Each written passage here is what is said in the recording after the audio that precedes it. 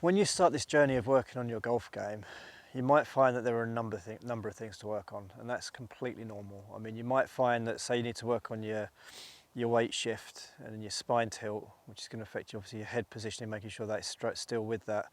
Then you've got to work on maybe keeping your left arm straight, and then you notice I'm going around in a circle here. And so by the time you find all these different things you've got to work on, it can create like a loop.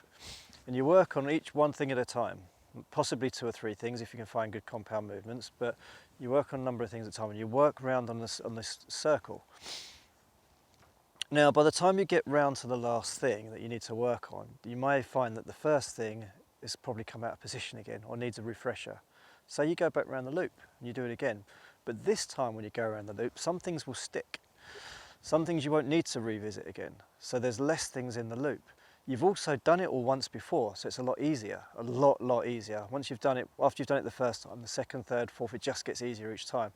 So your second time around the loop, rather than say maybe having 8 things that need tidying up, you've only got 5 or 6 now, and you've already done them once. So the second time around the loop, it's a lot easier, it's a smaller loop. Third time around the loop, again, something else might stick, and so the loop gets smaller again, and you've already done everything twice, so it becomes easier again.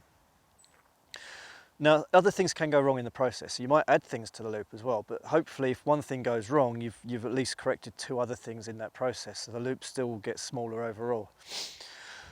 And you just keep going around on this loop until you get to the point where you're only going to have maybe 1, 2 or 3 common errors that keep reoccurring for whatever reason, because of, I don't know, something maybe to do with your posture or your natural movement pattern or something you do for a living or your job, this constant movement pattern that works against your golf swing, that constantly making you want to come out of position, or an old habit that's really grooved that just keeps coming back.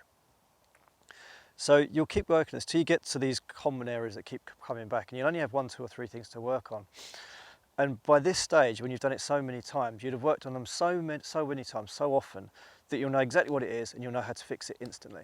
And you'll be able to recognise it popping in possibly by your shot shape. So for example, you might know you have this error that creeps in that causes a block to the right. You block it to the right, bugger, I forgot to do that. Do a couple of swings to get the feeling to get rid of that movement, up and running again, off you go. So you can fix, your golf swing thoroughly, you know exactly where your errors are, you know exactly what ball flight those errors cause, you know exactly how to fix them, and you're up and running and you're flying. So that's what you're looking for eventually. But yeah, you've got to go through this process of the loop. Going through, first time round is really hard, it's the biggest one, it's the most, everything's weird, everything's new, everything feels awkward. And you go around this loop in this concentric circle, and down and down and down until you get such a tight little circle that's hardly anything in there, and you know exactly what they are and you know how to fix them straight away.